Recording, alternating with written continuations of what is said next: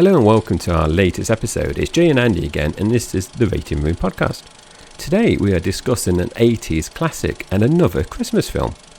For the next hour or so, we are chatting about the film that made Bruce Willis a movie action star. The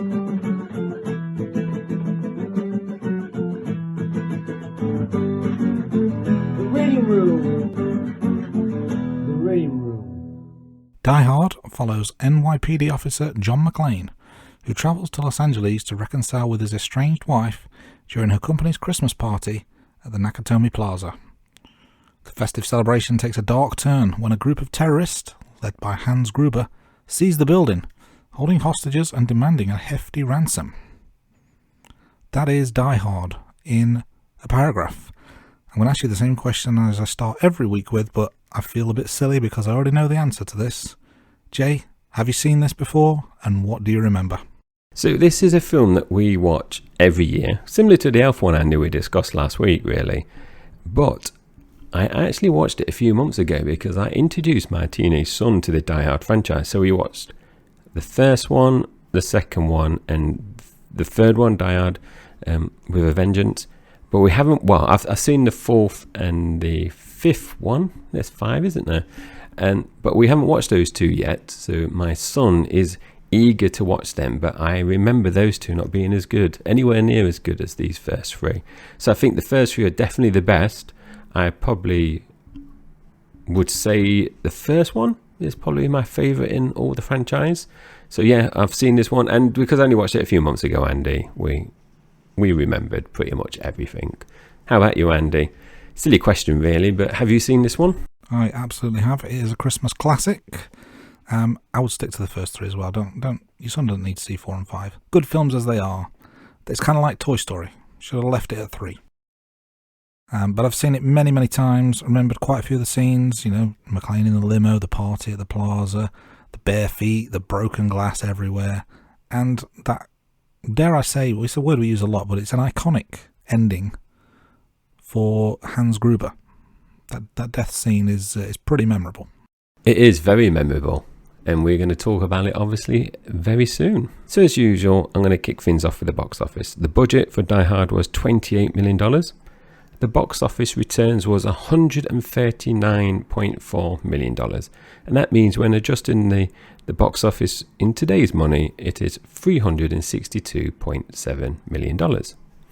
And Die Hard debuted at number 3 in the US weekend box office charts, which was really surprising, I must admit, when we researched this.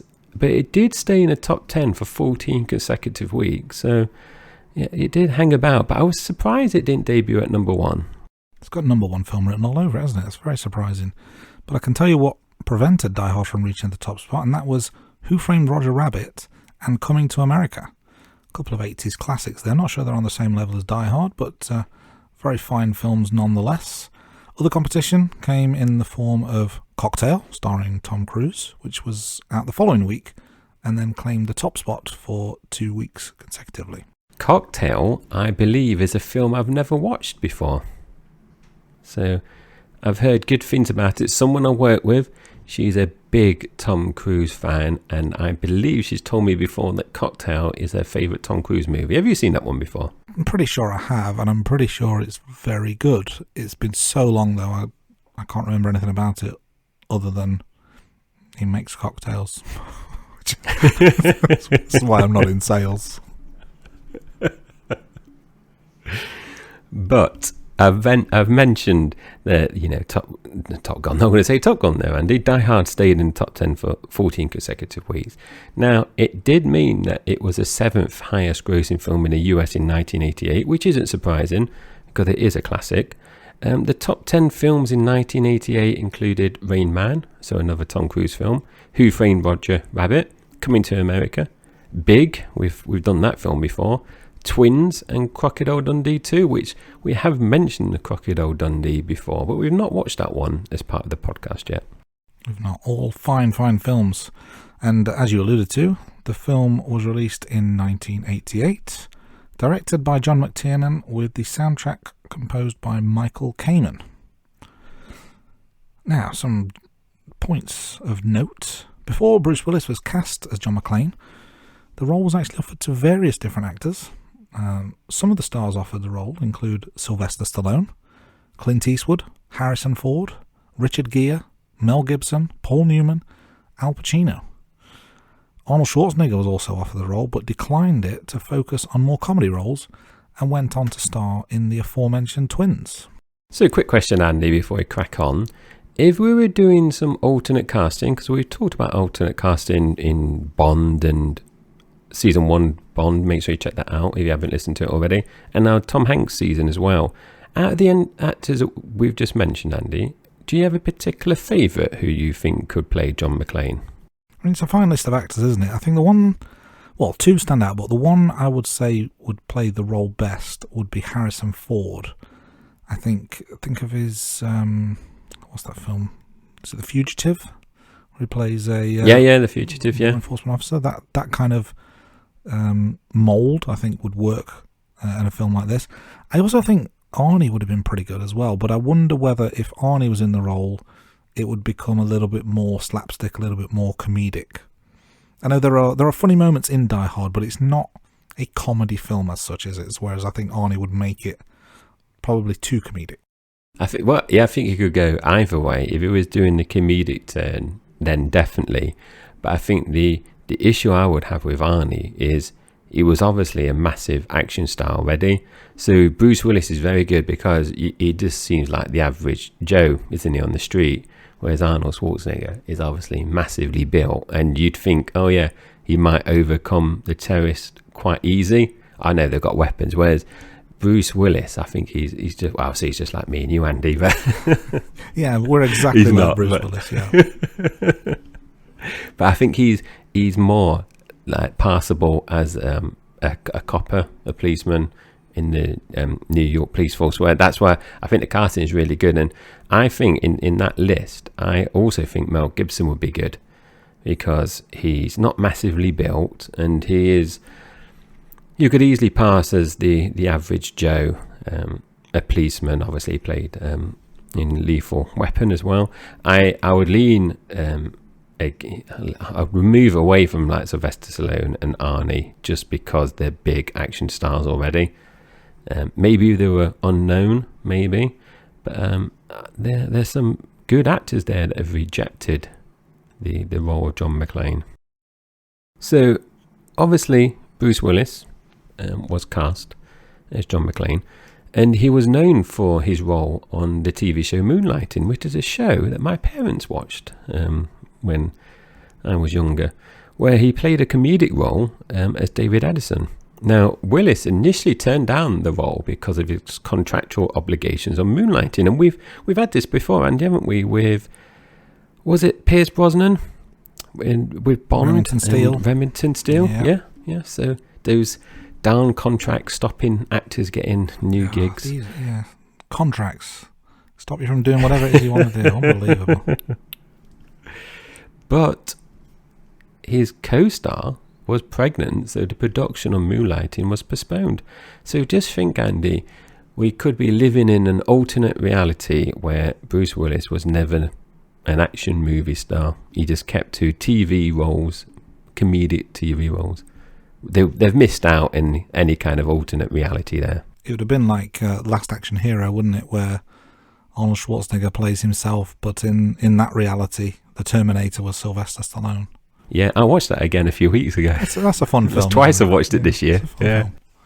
I'm sure we'll talk about Arnie in more detail at some point over the coming weeks. We'll have to check our schedule for that. But in terms of Bruce Willis, he'd only actually ever starred in one other film, predominantly known for his TV work.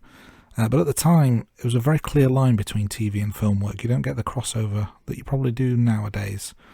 Willis was offered the role and received $5 million, which was similar to the fees that established actors like Dustin Hoffman and Robert Redford would command. So that's a pretty respectable chunk of change he's getting. Yeah, that is quite a big gamble, you could say. Or the producers had so much faith in Willis that it was going to work out. And credit to Willis, getting that fee for his first major film role. You can't knock him there. Now, Alan Rickman made his screen debut as Hans Gruber, and he was previously best known for his stage work at this point. Now, Michael Kamen has provided the film scores for a number of different films during his career, and if I remember correctly, we mentioned him in one of our Bond episodes. It was License to Kill, as Kamen provided the film score for License to Kill. And obviously there's a link to License to Kill, isn't there, Andy, with another actor that we're going to touch on later on. There's always links back to James Bond. We will never get away from it. It's what put us on the map, and we just can't let go, can we? But Kamen has some other credits as well, including Rita Sue and Bob 2, Lethal Weapon 1 to 4, Roadhouse, Robin Hood, Prince of Thieves, The Last Boy Scout, and many, many more. The director, John McTiernan, lived a very interesting life, you'd have to say. He's known for directing numerous films, including Predator, The Hunt for Red October, Last Action Hero, which we just mentioned, Die Hard with a Vengeance, the third one in the Die Hard series, and The Thomas Crown Affair. Now, Andy, you've mentioned some films there, and I must admit, I've watched a few films recently. We watched Robin Hood, Prince of Thieves recently. That's a very good film. The Last Boy Scout is a very good film, another Bruce Willis film. Now, you know, I mentioned earlier, Andy, I was getting my teenage son, and what I'm trying to get him into 80s films, 80s, 90s films. So we've been, over the last few months, we watched the Predator series as well. So I introduced him to Arnie in Predator, so that was very good. And The Hunt for Red October is a brilliant film, Andy. I watched it again this year, and I had all the good intentions, and I purchased the novel, and I've not got round to reading it yet. So it's one of my books that I purchased, and it's stacked somewhere in my living room, along with many books that my wife just gives me a frown.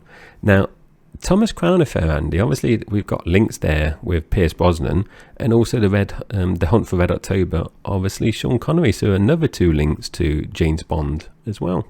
Indeed, I tell you, we never get away. Now, back to McTiernan. He had a few brushes with the law during his career. He was charged for hiring someone to illegally wiretap a producer on one of his films, the film being Rollerball, and for making a false statement to the FBI. It's led him to enter a plea bargain, and he was sentenced to 4 months in prison. I remember watching Rollerball when I was younger. It's not a film I enjoyed. Now, back to McTiernan. He did fire his new counsel and try to withdraw his plea bargain. However, the judge declined this, and he was sentenced to 4 months in prison.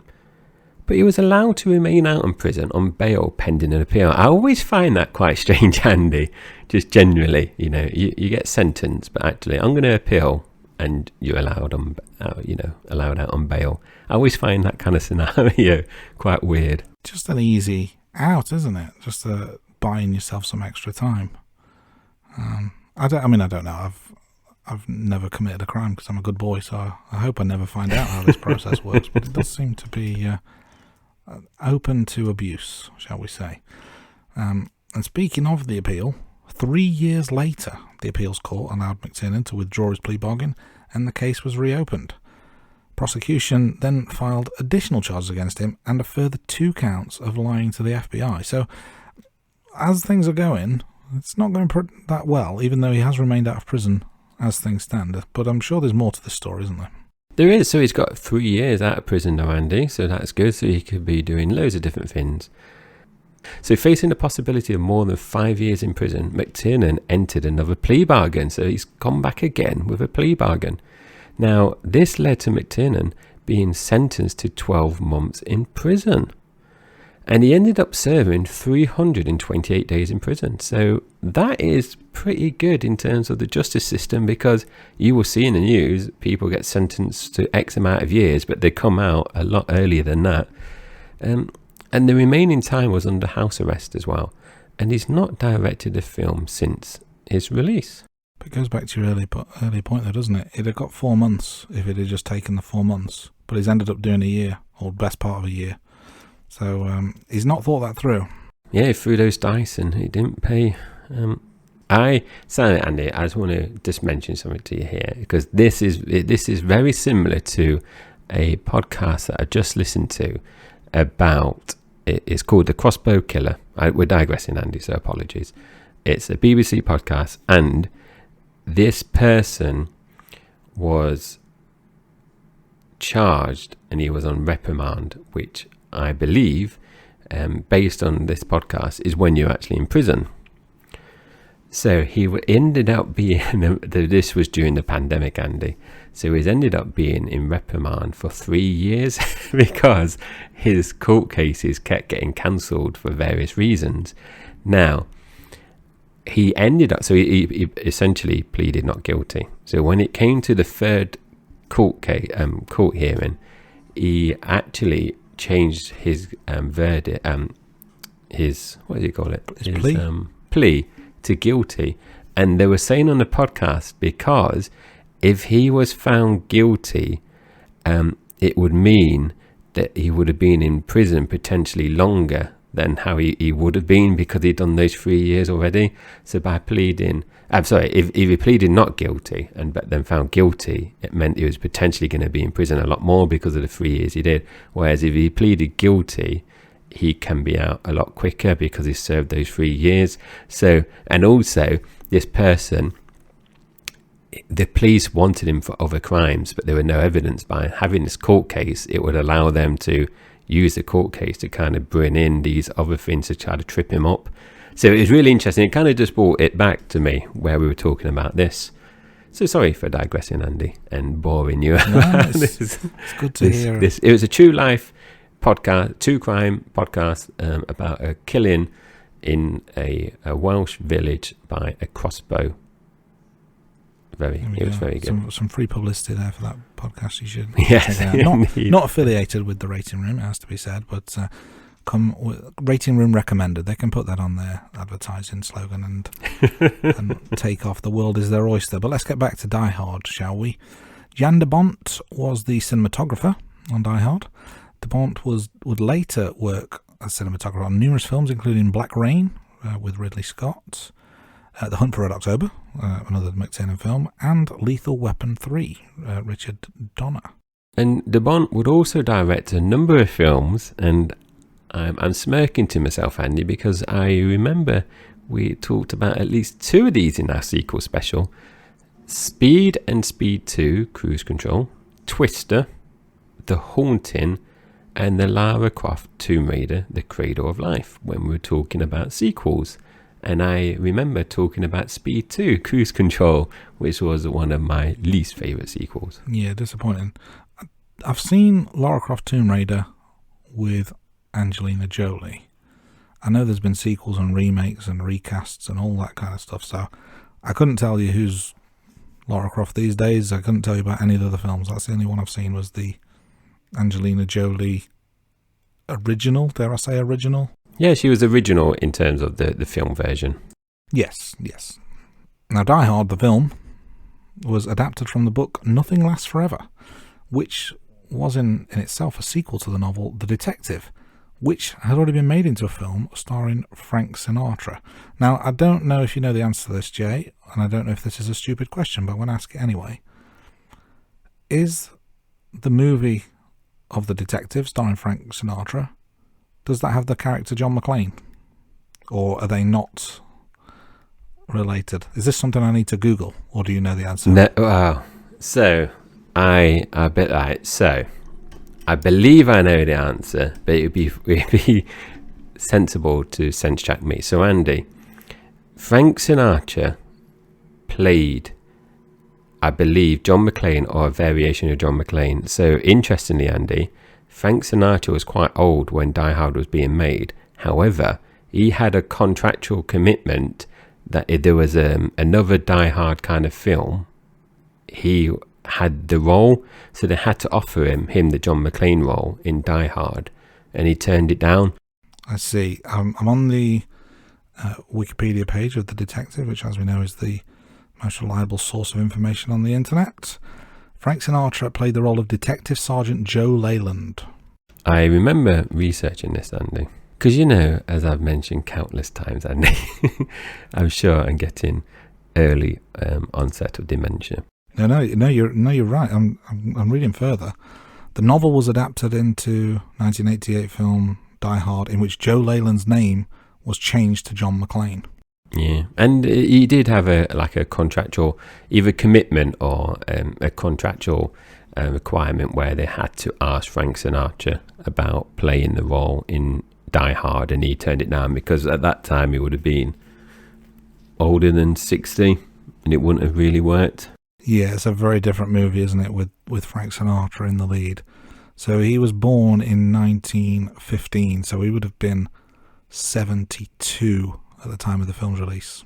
Quick math. So yeah, no Sinatra. Willis took the role and he did it his way. So, we're talking about books, and now let's talk about the screenwriter. So the main screenwriter was Steve E. D'Souza, and Bruce Willis have very different views on whether Die Hard is actually a Christmas film. Now, D'Souza declared the film is a Christmas film in 2017. However, in 2018, Willis stated that Die Hard isn't a Christmas film. I hope you sat down while I dropped that bombshell. Now, let's have a quick look at the arguments for both sides. So, Andy, you do the against, and I will do the for, but I know the against might not necessarily be your view, but just some of the arguments why people think it's not a Christmas film. Yeah, this goes against my natural instinct, but I'll try and play Switzerland and give you the argument for the against. So the first point is that the film was released during the summer. There's too much gore, there's fight scenes, action. Too much of that to be really classed as a Christmas film. That's not something you normally associate with a Christmas film. Interesting point. And if you change the timing of the film, it wouldn't impact the outcome of the plot. There's another point. Argue the other way, Joe. Jay. Sorry, Joe. Joe Who's this? I'm getting confused. Is this another podcast you're doing, Andy, with your co-host all called this Joe? Frank Sinatra talk has got me confused. So Andy, you mentioned about too much score, and I would think you could argue that case, but I don't know if you've seen the film. I've not seen it, but I noticed it was on Sky, a Christmas film called Violent Night. So I've not seen that, and I believe it's got the actor from Stranger Things that plays Hopper. That sounds like a violent film. Very much so, yeah. Set at night. Violent Night. So, it kind of goes against that point that people argue. So I've got 3 points here. Now, in terms of supporting this is a Christmas film, the film takes place on Christmas Eve. Very important timing. Christmas songs feature throughout the film. Another staple in terms of Christmas films. And a subtle nod to Christmas as John's wife is called Holly. Now, Andy, you kind of alluded to it. You are definitely not sitting on the fence here. This is definitely a Christmas film in your eyes. Definitely a Christmas film. And I know I made the point, but as part of my role as the against counsel, but it says you change the timing of the film and it wouldn't impact the outcome of the plot. I disagree with that point because the whole purpose of John's visit was to visit his family at Christmas. Why would he have a big teddy bear in the airport? Why would he want to visit his family at any other time of year? So, that in itself means if you don't do it at Christmas, he's got no real reason to visit his family. And also the setting, it's a Christmas party. If you're not having a Christmas party, what are you having a party for? Because Indeed. Someone's leaving. It's either your own birthday or Jesus' birthday. They're the reasons, aren't they? And any other faiths out there that might celebrate particular days. Yes. Thanksgiving? I guess. Would you have a Thanksgiving party? I don't know. Well, we wouldn't in this country. No, we wouldn't. I don't celebrate Christmas for religious reasons. It's more because I like days off work. And I like presents and food. Yes. But yeah, it's a good point you make. It's a seasonal holiday, isn't it? It is. And it's a reason for a party. And I agree. I do think it's a Christmas film.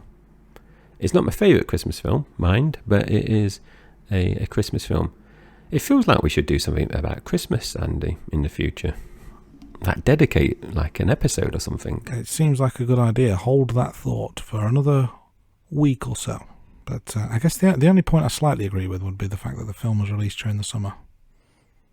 It should have just been released at Christmas, but I guess they wanted the money there and then. Well, Andy, let's just go back to our earlier point when I mentioned that the film didn't debut at number 1. And maybe if it came out at Christmas, it would have debuted at number 1. Should have we been involved, I would have been, I would have been 7 years old. I should have been in that office. What would have you been about? I would have just turned 4 in 1988, yeah. Schoolboy era, releasing that in the summer. I won't pick you up on the fact that you said 7 and your maths is a bit out. It's the Christmas season, so I'll be generous and I won't pick you up. I was born. Was it 62, 63 you were born? I was born 81. I get confused easily, but you know. I forget my blimmin' age. I always have to think what my ages work out when I was born and do it that way because my mind's going. If you know your age, you're still young, but if you don't know, it's probably because you're old. That can be the general rule. But let's steer the course. We're going to go back on topic somewhat, but I just want to pick up on your earlier point around our links to James Bond, because obviously we talk about James Bond a lot in season 1 because that's what it was all about, but now the season is over. We've never really let go of Bond, have we? So there's a couple of things that I wanted to point out here. First one is that Andreas Wisniewski, I'm sure I got that name wrong last time I said it as well, but Andreas Wisniewski played Necros in The Living Daylights and also appeared here in Die Hard as Tony. Indeed, and I remember, Andy, you having that name last time, and it seems like a coincidence that you get the name again this time. It's just how the cookie crumbles, I suppose. But talking about other actors, Robert Davi played villain Frank Sanchez in License to Kill, and obviously we mentioned License to Kill a bit earlier on, and he plays Special Agent Johnson in Die Hard. Now, just before we kind of move on to talking about the actual film in a bit more detail, there's a brilliant TV episode. I don't know if you've seen this series before. It's on Netflix if you're in the UK. There's a TV show called The Movies That Made Us. The Movies That Made Us. And it includes quite a lot of information about Die Hard, and it does, I think it's Home Alone, numerous other films. And it's really interesting because it talks about the struggles, like making the actual film, and it does talk about the Frank Sinatra bit and the original novel and the original film. So if you do have a spare hour or so, it's definitely worth checking that one out. Yeah, thanks, Chaz. Good recommendation there. I'll certainly look out for that and suggest our listeners do as well. Let's get into talking about the film, shall we? So obviously we're not going to go scene by scene. We're going to just pick out some highlights along the way. But the film starts with John McClane being met at the airport by a limo driver, Argyle. He's never been in a limo before, and quite an amusing scene. He rides up front, and the giant teddy that he brought with him on the plane is in the back by himself. Argyle, brilliant name. I like that name. Now, John McClane arrives at Nakatomi Plaza, which in real life is known as the Fox Plaza, and they talk about that in the documentary. So I was aware of that. And he makes his way up to his wife's office. Now, he's discovered that his wife, Holly, is using a maiden name, Gennaro.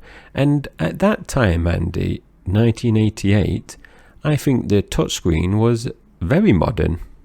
Because I must admit, Andy, it's only the last couple of years that my GP practice has got a check-in screen. So, you know, they're ahead of the ball game here. It certainly seems like it, doesn't it? Yeah. But I do have a question right off the bat. So obviously we've spoken about the fact that this is a Christmas film and it's set at Christmas. And this is Christmas Eve. What sort of company organises an office Christmas party for Christmas Eve? Andy, that's a very good question, because I think if you ask me that question, or if I ask you that question when maybe you're 20 years old, you might have a different answer. But because we're middle-aged now, I would hate to have a Christmas party on Christmas Eve. But as a youngster, no family commitments, Christmas Eve party. I'm thinking about when I was younger. I personally didn't go out on Christmas Eve, Andy. I don't know you did, but I know one of my brothers used to go out drinking, because I remember next day him being hungover. And even my younger brother, when we go and visit my parents on Christmas Day, he's often hungover because he's been out on Christmas Eve. But from a Christmas party point of view, in terms of a works do, very, very weird, because who's going to be wrapping those presents up? Who's going to be getting the old pie carrot out for Santa Claus and Rudolph, if you believe in Christmas? Which you absolutely should. No, I agree. I mean, the last time I went out on Christmas Eve was 20 years ago. That was back when I was a singleton. Went out clubbing, and they even did a Christmas Day countdown like it was New Year's Eve, which was quite good. But nowadays, I want to be home from Christmas Eve. The best part about Christmas Eve, if you're at work, is that you usually get to leave a bit early. So indeed, not leaving late for the party. So poor organisation there on from the Nakatomi company. So McClane gets to meet Holly's boss, Takagi, and a co-worker called Ellis. Now, I didn't catch his name straight away, so when I was writing my notes, I simply wrote coke-sniffing douche. You know who I mean if I said that, even if I've not given the name. Now, Ellis is a sleazy executive, isn't he? Whereas Takagi comes across as quite respected and respectable. Yes, Andy, and your comment there, coke-sniffing douche, is very American douche, isn't it? It's not I don't hear that kind of phrase in day-to-day life unless I'm watching a film or American TV show. Yes, the US influence has taken hold on me. We get half our listeners are based in America, so you're kind of catering.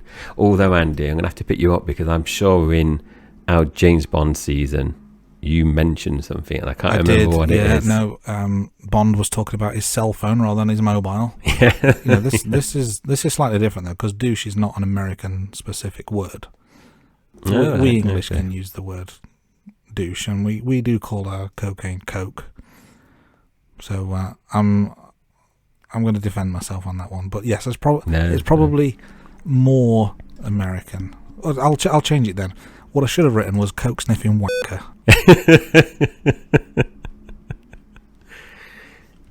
The old beep machine is going to be busy today. Now, things are tense between McClane and his wife Holly, and kind of it was alluded to and briefly discussed on the journey with Argyle and McClane. Now, McClane has come to LA to try and reconcile with Holly. Now, she's moved over from New York 6 months ago to focus on her new job. Now, they have an argument already, so things are not going as well as McClane had hoped, and I think his night is going to turn even worse from this point forward. Yes, the tone has been set very much, hasn't it? And terrorists arrive at Nakatomi Plaza, kills the guard on the welcome desk and the security guard near the lifts.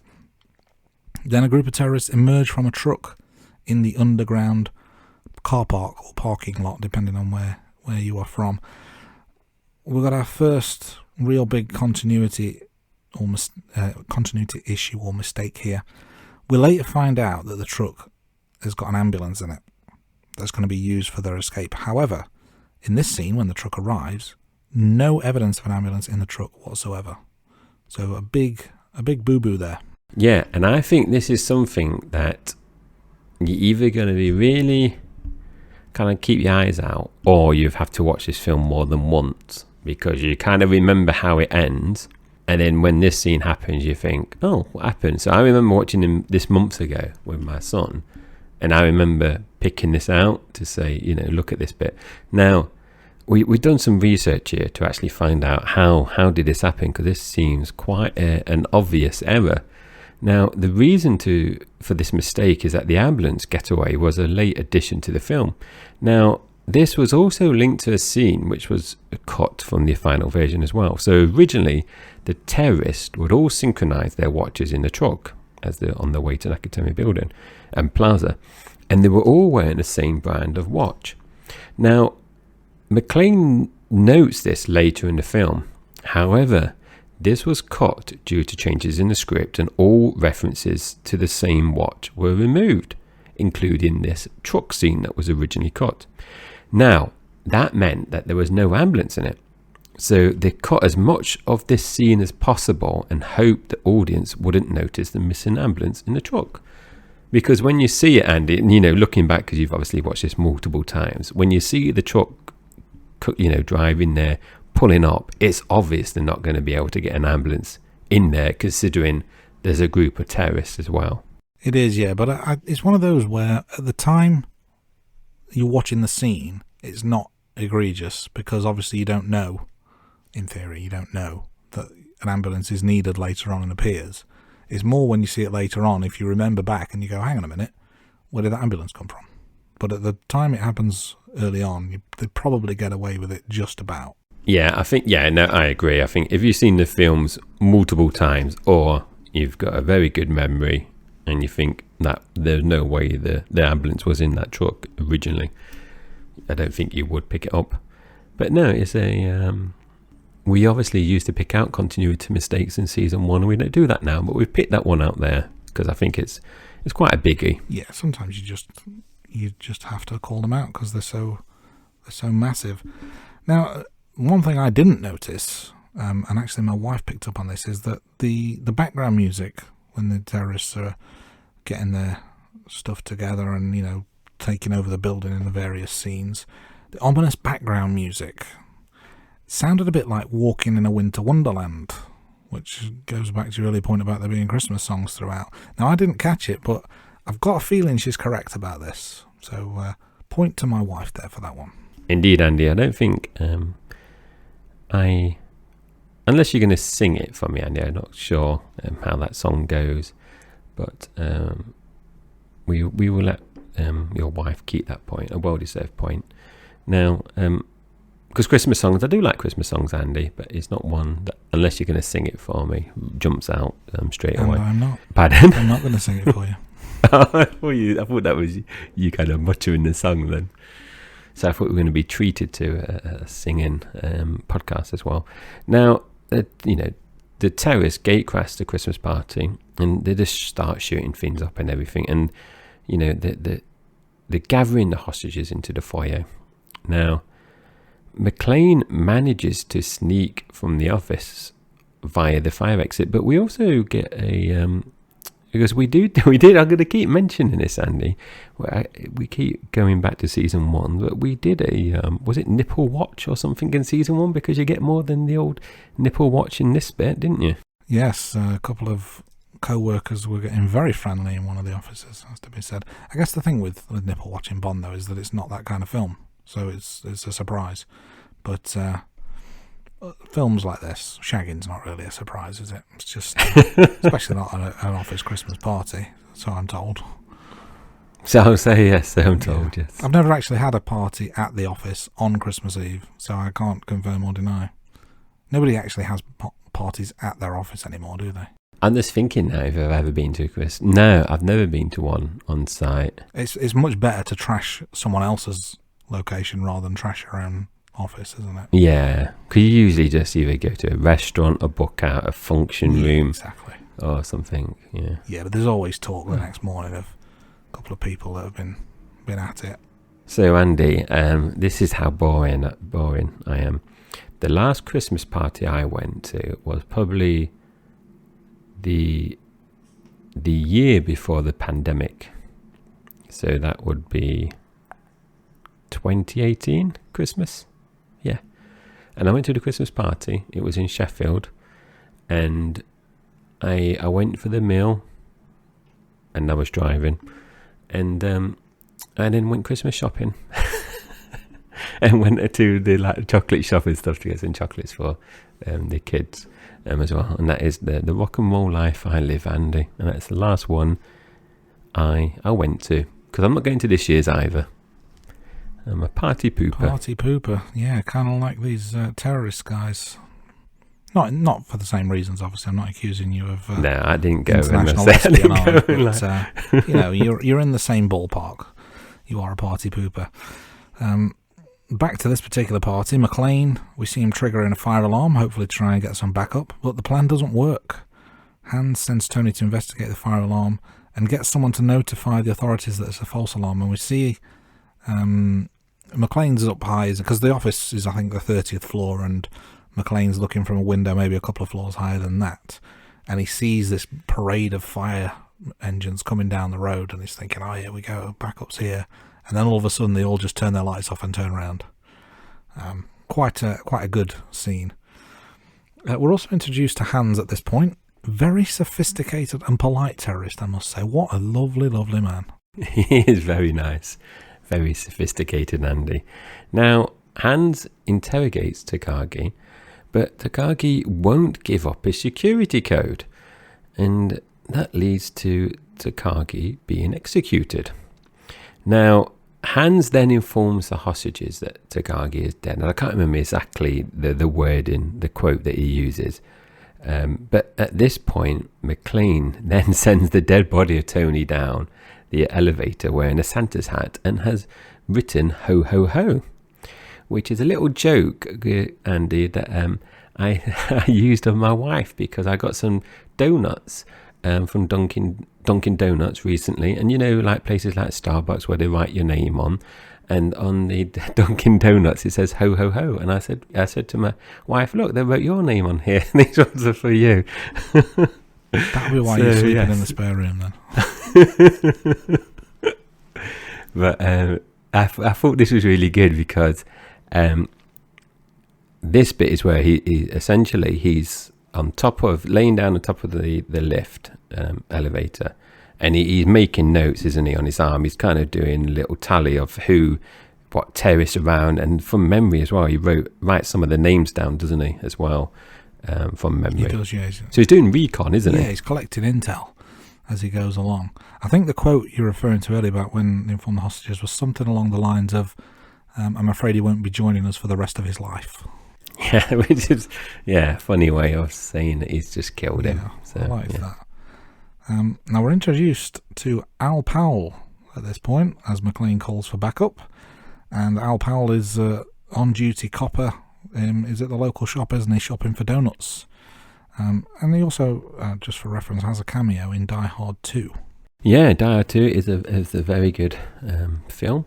Now, Hans sends some of the terrorists to the rooftop to find McClane because McClane is calling for backup, as Andy mentioned, and Hans is thinking, where's the best place to get a signal? So he sends them to the rooftop, and there's a firefight. Now, McClane does manage to escape via this little turbine fin, and it's, in this air dot, and this must be probably one of the most memorable scenes in the film, and this is the one where McClane is in the air vent and he's using the lighter, and that is, like, you mentioned at the beginning, Andy, that the iconic kind of that infamous end scene. When you think about Die Hard, this is another scene that I would say is memorable. It is, yeah. I'm going to stop at this point because I think I've got my quotes out of order. So I think that the quote I mentioned earlier comes later on in the film, so I might have to do some fancy editing, or I'll just leave this in and just admit that I made a mistake, which very rarely happens. But we've got a scene where two of the terrorists attack McClane and he takes them both down, and this does actually lead to some more memorable quotes. So there's been a few so far. We don't normally do this, but should we give the listeners a few of what we've had so far in terms of memorable quotes? This is another throwback, Andy, to James Bond, where we did a bit of role play. Indeed, in quotes and one-liners. Why don't you kick us off with your best John McClane impression? Yes, I won't. Well, I'm not going to do the impression because he does this little kind of like Saki voice. But he goes like, "Come out to the coast, we'll get together, have a few laughs." And that's when McClane is in the air vent, which is, I probably sounded a bit like Super Mario then. It's me, Jay and Andy. I can't act. It's okay, we'll stick to podcasting. Now there's another one where one of the terrorists taunts McClane about hesitating to pull the trigger, and he just says, "Thanks for the advice." Short and sweet. Now, the last one I'm going to say is where McClane says this after throwing the terrorist from the building, and this terrorist lands on the windscreen of Pal's car, and he goes, "Welcome to the party, pal." Yeah, definitely one of the more memorable ones, that is. Now, a note I made at this point, so there's various fight scenes happening. So a couple of floors up from the office party, there's floors under construction. The walls are very, very flimsy. I mean, they just go through them like they're paper. It's kind of clearly not finished. That's probably why it's still under construction. But it's like they've used cardboard instead of concrete. Yeah, you'd think LA's a area where they have a lot of earthquakes, don't they, Andy? Is that right? They do. Or am Yeah, I thinking San Francisco? California is notorious for Hot spot. earthquakes. Yeah.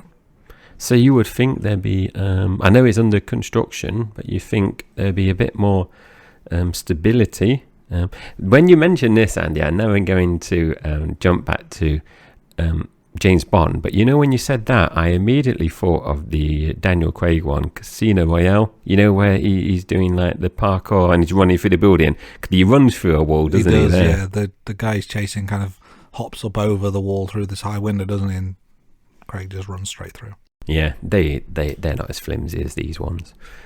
Now, the deputy police chief arrives and he takes over the scene and he clashes with Pal. And I think his name's Dwayne from memory. And I can't remember if he mentioned that later or not. So we have a scene where Holly is talking to Hans as well. And she's negotiating a few things. Like things to make the hostages more comfortable. For example, one of the hostages is pregnant. So she agrees to have the sofa or a seat taken out and like toilet breaks, etc., etc. Now I like that because she's showing some backbone and she stands up for herself because she said something, doesn't she? Like, who put you in? He said something like, "Who put you in charge?" And she says like, "You did by killing my boss," or something like that. Yeah, something along those lines. But yeah, she's definitely trying to make things a bit easier for people, and it's around this point actually where Hans says the quote, "He won't be joining us for the rest of his life," when he's talking about Takagi. Now, another quote that I wrote down at this point, and again, I'm going to have to get my beeping machine out for this one, but McClane's on the phone to the 911 operator, and she's not really buying it that it's a real emergency or that he's a real copper. She's kind of, there's some trepidation on her side, but it's the line where he just says, "No fucking shit, lady, does it sound like I'm ordering pizza?" I just popped for that. I thought that was funny. It is funny, yeah. Because it's basically it's like, just get him out here, and if I'm in trouble, get him out here. Come and arrest me. Exactly.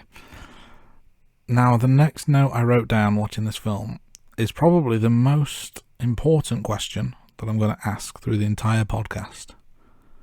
When did he change his vest? And that's a very good question, Andy, because I googled this because I couldn't think exactly what you was kind of alluding to there. Now, I use Google Images as well. So his shirt changes from white to green when he leaves the air duct that we kind of mentioned a few minutes ago.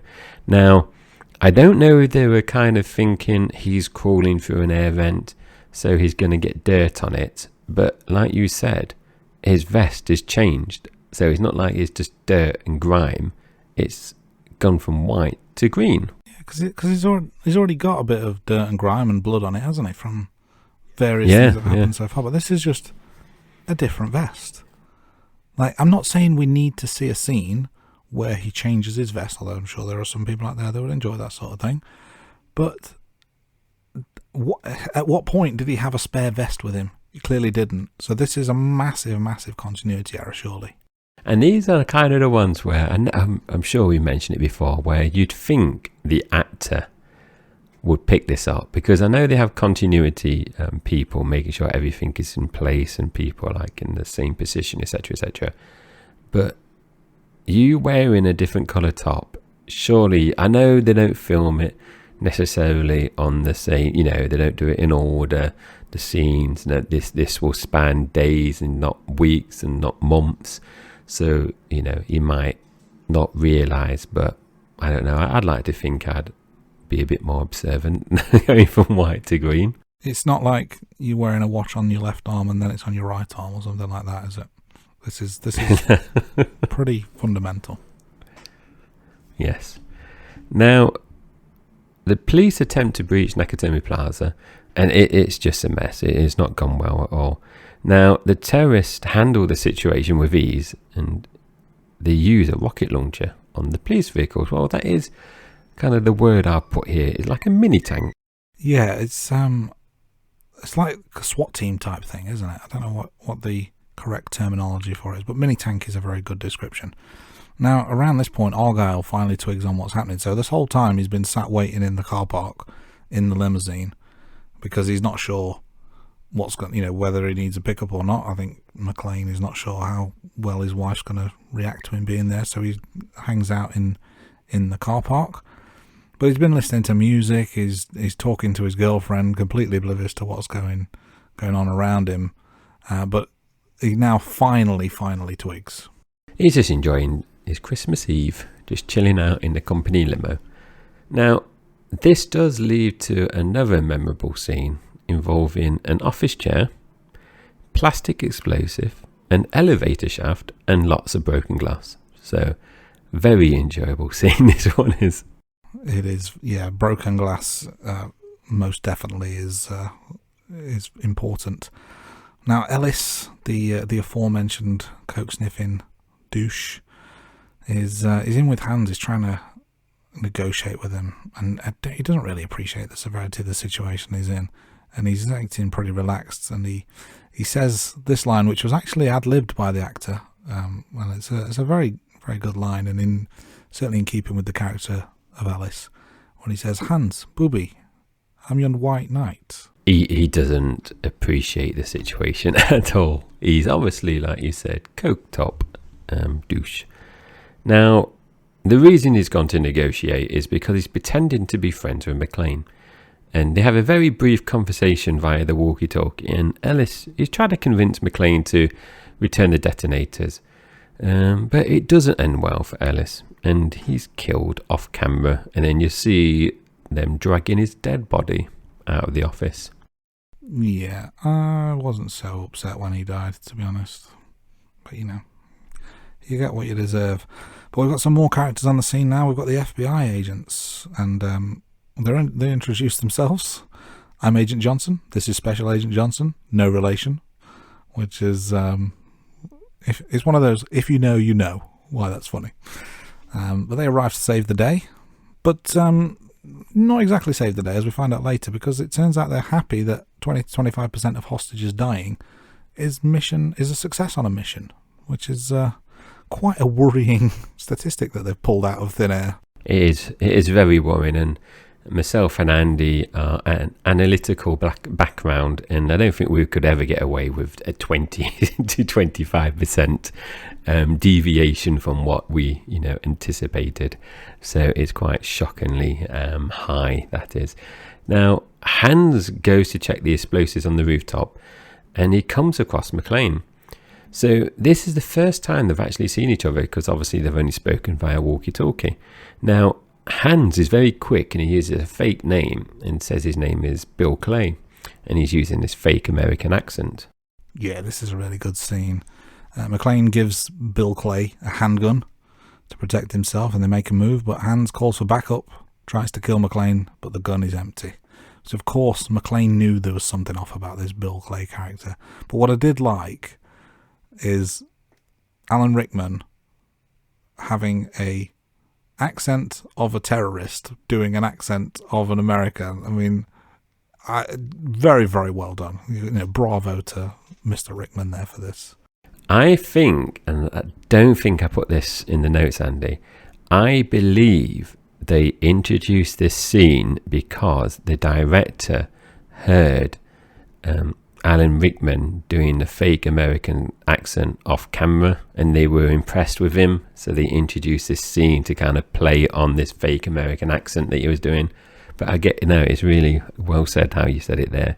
A fake accent doing another fake accent. It's very well done by Alan Rickman. So we have another memorable scene involving Hans and Carl, where they are seen shooting the glass, and it's because Hans has noticed that McClane isn't wearing any shoes. Now, McClane manages to make it out of there, and later on he makes his way to the rooftop to save the hostages. So we've had a little bit of jump here, because there's lots of things that have happened in the film, in terms of you see him picking out the glass, don't you, from his poorly feet.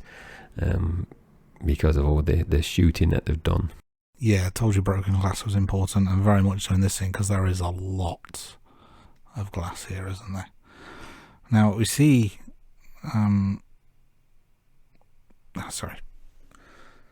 We see one of the terrorists in a pretty bad mood, and Holly comments to one of the other hostages, "Only John can drive someone that crazy." So that's her confirmation that he is still alive at this point. Yes, and she appreciates the type of person John McClane is. Now, McClane and Carl are having a fight, which ends with McClane putting a metal chain around Carl's neck and sliding her across this ceiling pulley, which sees Carl struggling in midair. Surely he's died from being strangled midair. I assumed he was dead at this point as well. But it's a really, really good fight scene. But I did note that the sound effects were a bit off for me. So the punches and the kicks sounded more like gunshots, in my opinion, which was just a little bit off-putting. No, I didn't pick that one up, Andy. So good observation. Now, we have more action scenes as well. So things are really kicking off now. Before McClane makes his way down to the vault to save Holly. Now, this involves a great scene involving some sticky tape, a gun, and a Western shootout. Plus, I suppose the most important point here, Andy, Holly's top is revealing more and more with each passing scene. So I don't know if you noticed that, but I noticed that. I think, like, what's happening there? And like each bit was like getting more and more noticeceable. I'll be honest, I didn't notice that, and normally I would, because I'm a teenage boy trapped in a man's body. But I guess that gives new meaning to Die Hard, doesn't it? But last point, because the film is pretty much at an end now, is the scene where Hans falls from the building to his death. It was filmed using a 20-foot drop onto an airbag. And what the director and producers did to help get the right reaction is that they said to Rickman, "We're going to drop you on the count of 3, but they actually dropped him on the count of 2.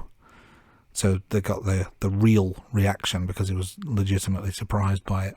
And this was apparently the last shot that Alan Rickman filmed for Die Hard, appropriately so.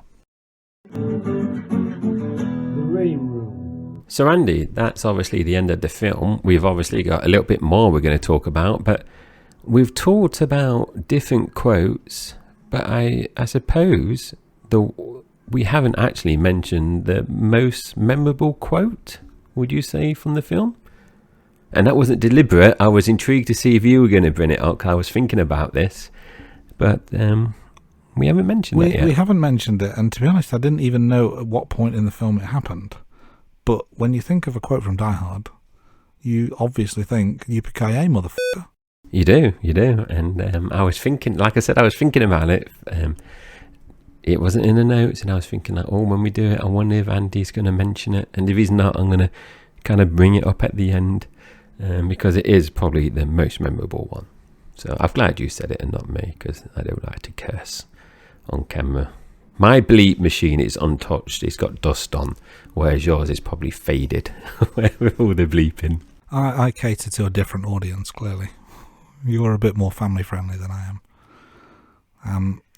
But we're at the end of Die Hard now, so that means only one thing. We need to bring in our ratings to the rating room. So Jay, Christmas classic or not? What did you give this 1 out of 10? It is a classic, regardless of being a Christmas film. It is, I don't know if we're going to watch any of the Die Hards in the future. Hopefully our podcast will be going on years and years, and we may be doing other Die Hard films. But for me, it is the strongest Die Hard one. And a very...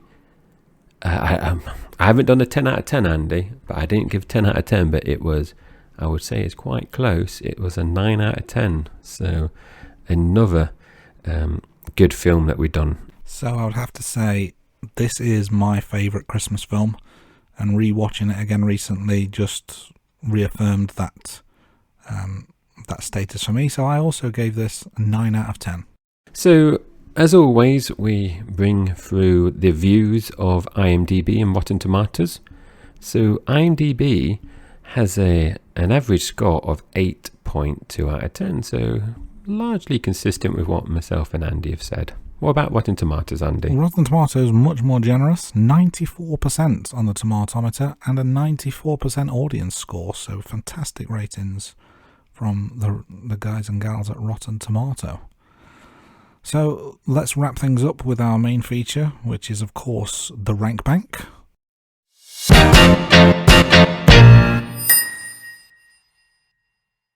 Jay, do you want to kick us off with a reminder of runtime? So the runtime, we are combining all the films in season 3. So we had Elf at 1 hour 36 minutes, and Die Hard goes straight in at number 1 with 2 hours and 12 minutes. And this is one of those type of films that doesn't feel like a 2 hour plus film, because it just flies by and it's just jam-packed full of action. What about the box office, Andy? I completely agree around the runtime, but onto the box office. So the budget, as mentioned earlier, $28 million, so slightly more than what Elf spent. 139 million in the worldwide box office.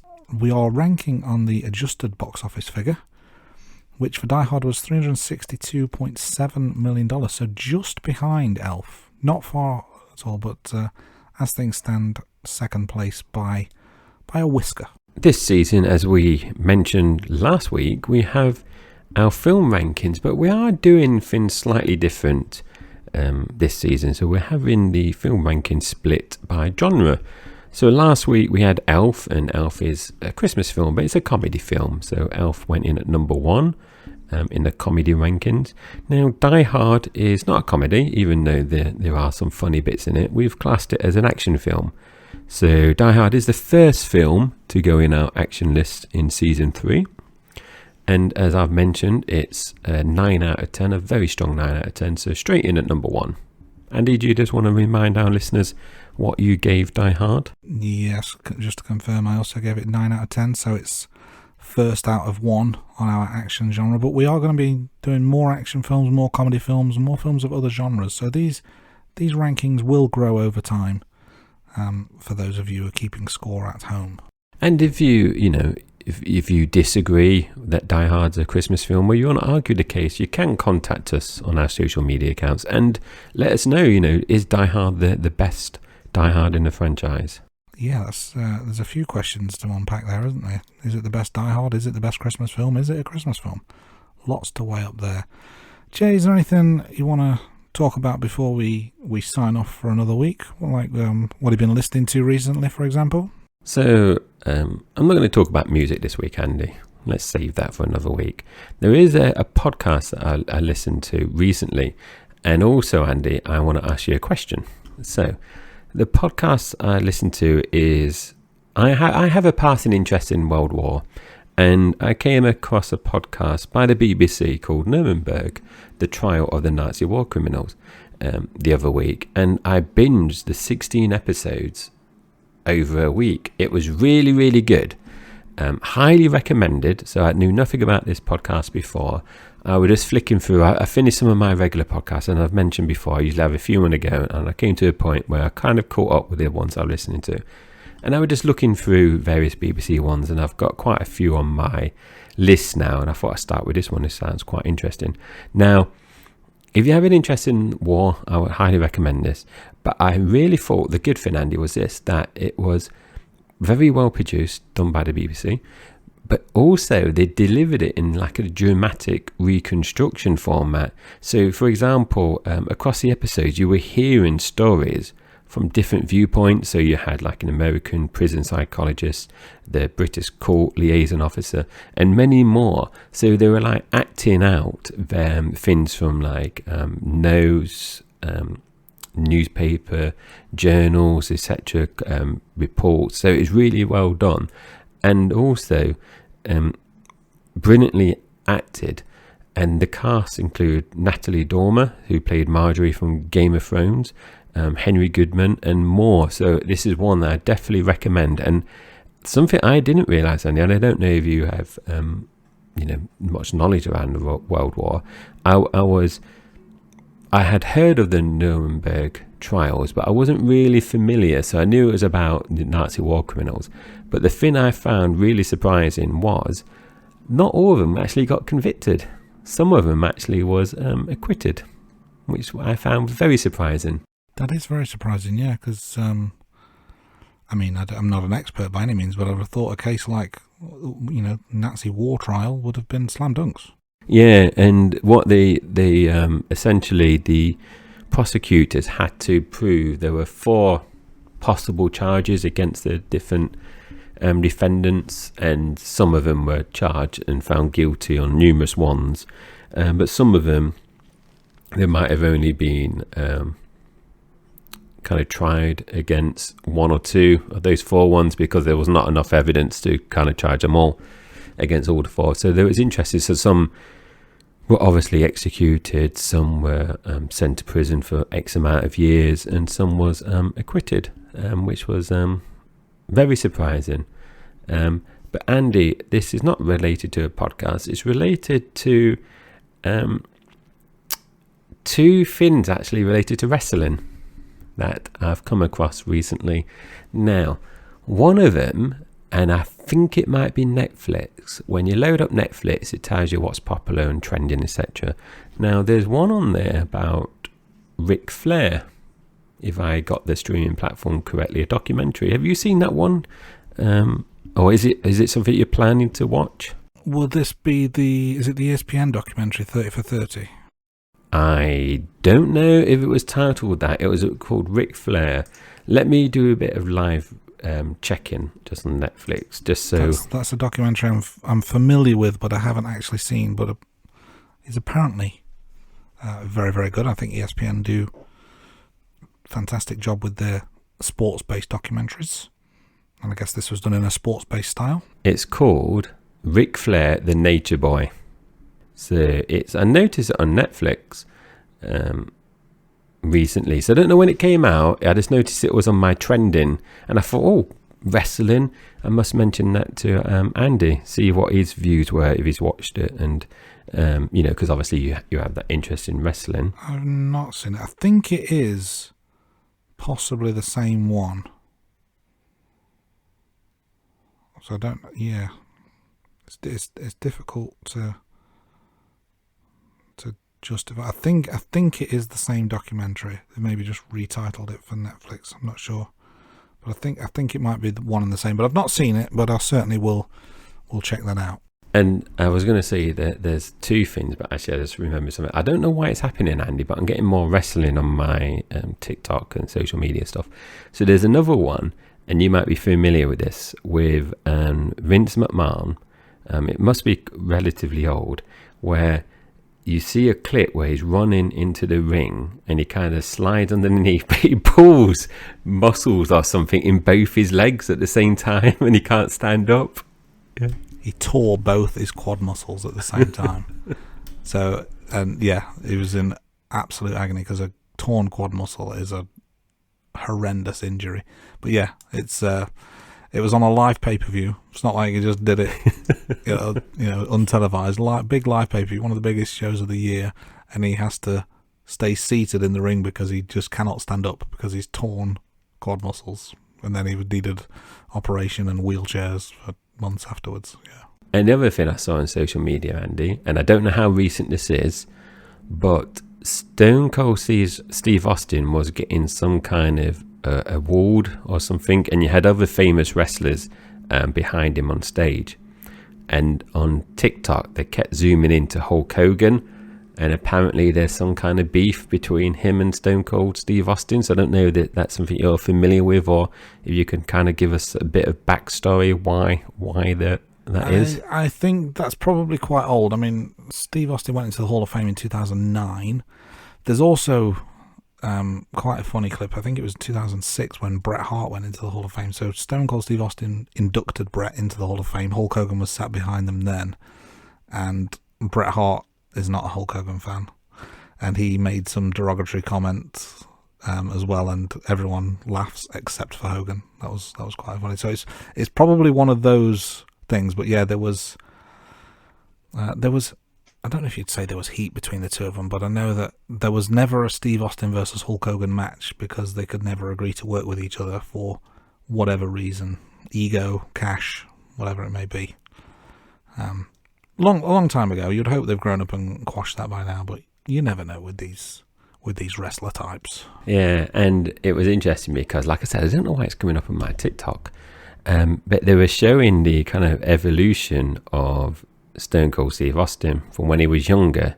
And, you know, I don't watch wrestling, but I've seen Stone Cold. You know, when I have seen it, I've seen him wrestle. But it showed you the kind of, I don't know if you call them characters, the people that he was, like the characters he had played before he kind of settled on Stone Cold Steve Austin. So I thought that was quite interesting because it showed you like what he was like before. So, yeah. With the long blonde hair as Stunning Steve. Yeah, and he was the ringmaster for a little bit. He didn't particularly like that. It's an interesting full circle that you've done there. I don't know if you were aware of this or not, but when he was losing his hair, he decided to go for full buzz cut, you know, the famous look that Stone Cold Steve Austin now, and that was inspired by Bruce Willis. Really? I believe that to be the case, yes. I would like to think, Andy, that was planned, but that is a coincidence there.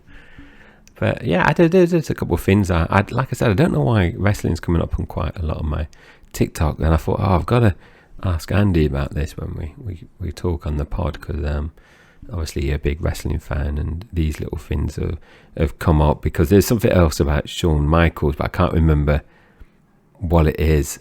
So there's quite a lot of I'm seeing it more on Instagram more than anything else, the kind of classic wrestling clips, or where they use things like out of context. Like one of the things I'm seeing a lot of just lately is the clip of Vince McMahon nearly in tears and kind of doing the cutthroat gesture as if to say, I don't want to talk about this. And someone saying that, you know, various memes saying this is me when such and such, and then they go to that clip like, I don't want to talk about it, and it's everywhere. That seems to have become quite a popular meme just lately. Yeah, no. And another thing I did, I was at work, I was in the men's changing room, and I was thinking about you because I walked in.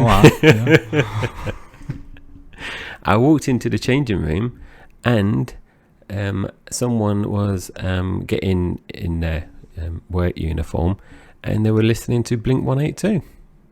And I thought, me and Andy were just talking about Blink 182 the other week, now monthly special. Special, and it was the old one, because I think is it called like What's My Age Again? I think, that song. And then I thought, classic. yes. And I thought, because I'm not very sociable, I thought, shall I make a parting comment? But then I thought, no, because then he might start asking me questions about Blink 182, and then that's like my knowledge there is just like just going to be destroyed. But Andy, after you mentioning the monthly special, those songs are about Blink 182, I actually took the time and effort, and I listened to some of their songs from there. Yeah, what's your verdict? I'm not going to make you do ratings out of 10, but it's not my cup of tea. No, even though I have an eclectic type of listening to different music, and I do listen to lots of different music. Your music I would classify as more kind of heavy. So I did listen to. And I don't think you mentioned these, but I did listen to a couple of songs by Slipknot. But also, when I was doing Slipknot, another band came up quite a lot, Korn. And I don't think you mentioned that. So I listened to Korn, and it was like, oh my God, I can't listen to this. It's just too heavy for me. But yeah, I listened to Blink 182, Korn, Slipknot are the three that after we met and we did our monthly special, I kind of went away and actively went out and listened to them. And when I was listening to Blink 182, the new ones I listened to wasn't my cup of tea, but I did go back and listen to What's My Age Again, and their big one, which I can't remember now. All the Small Things. Yeah, I listened to those two in full, and I thought, because I remember those coming out when I was younger.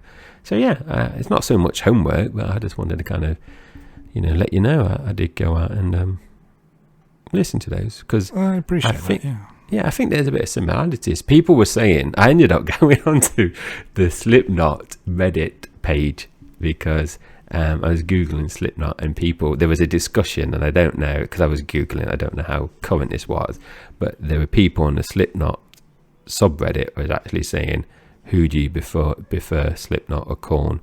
and there was this conversation because you would know this, but obviously one came before the other, so I don't know if the other one influenced the other one or not, or if it's very different. But it was interesting because some people were saying in the Slipknot subreddit they actually performed Korn, and they were like explaining why. But I listened to some of the songs. Like I said, it's just too heavy for me. I would say slightly my preference is Slipknot. Korn's probably a little bit earlier than my time, but it's good timing you say that, because recently Spotify did their Wrapped promotion that they do, and I'll give you my top 5, since we are the rating room, we like to talk rankings. My number 1 listened to band of 2023 was Blink-182, peak listening around October for their new album. Second was Grey Days, which is the band with Chester Bennington, from Linkin Park. So he was in Grey Days back in the mid-90s before he then left to go with Linkin Park, and just before his death they had plans to reform and re-release their material that they'd done in the mid-90s, but sadly his death led to other plans. But what they've done in recent years, Grey Days, is they've released the music with the recordings from the 90s of Chester Bennington. So the 2020 album called Amends is a fantastic album, and Chester Bennington's voice throughout, just fantastic, really. So they were my second most listened to band. Third was Shinedown, another band I mentioned in our special. Fourth was Linkin Park, possibly my favourite band of all time, I'd say.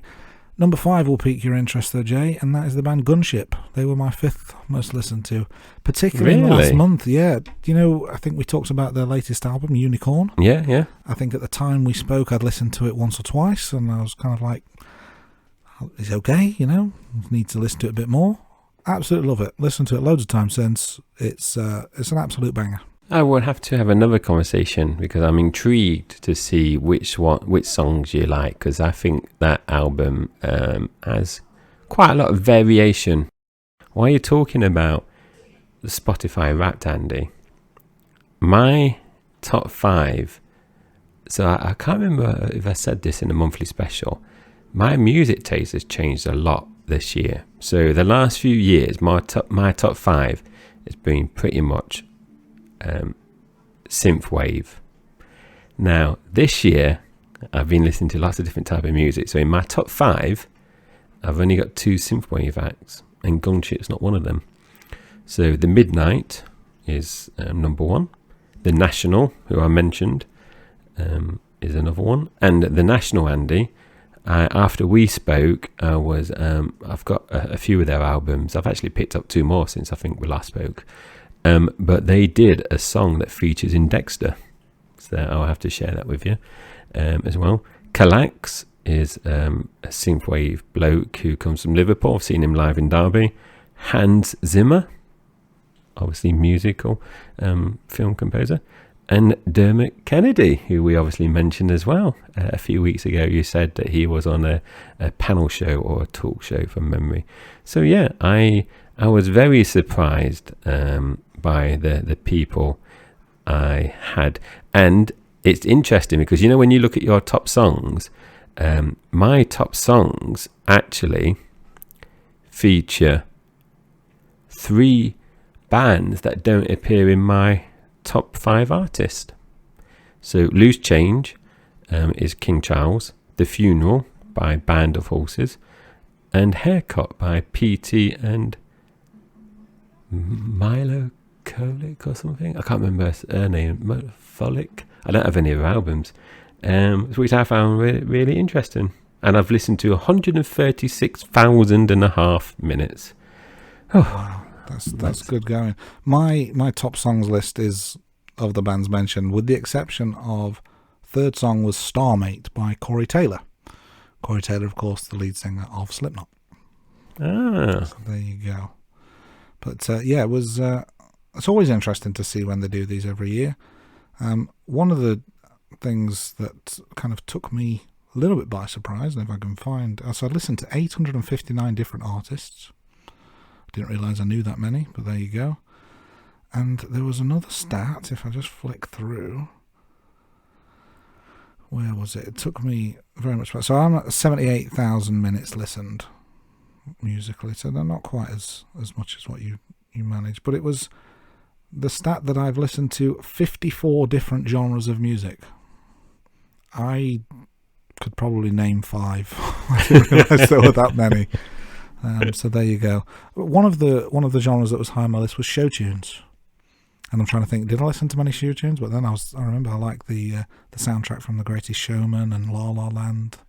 So, those kind of things I really like. But, yeah, there we go. I digress. I think we'll wrap things up. We've waffled a little bit there. But I do want to just finally, you've talked about podcasts you listened to recently. I want to give a shout out to a friend of the Rating Room, Brittany from the Status Alternative podcast.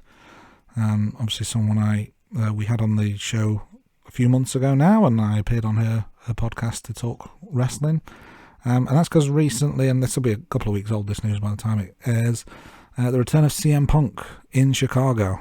And Brittany being a Chicago girl herself and a big CM Punk fan, I'm sure she enjoyed that. So welcome back to CM Punk, and I'm sure you've got at least one Chicagoan who's very, very happy. Although by the sounds of it, there's at least 17,000 in the building who are very happy to see him. So shout out to Brittany. Hope you keep him well. But that brings us to the end of another episode of The Rating Room. Thanks for listening, everybody. Yeah, so you can send us any questions, suggestions, feedback you might have via our social media channels or by reaching out to us at theratingroom@gmail.com.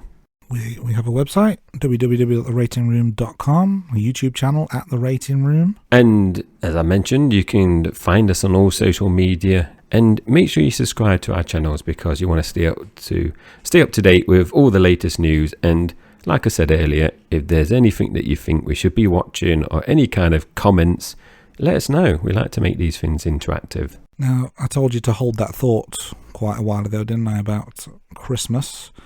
It is the season after all. So next week, we've got a second monthly special. The Rating Room Extra is going to bring you all things Christmas. So check that out next week. And until then, thanks for listening, and we'll see you soon.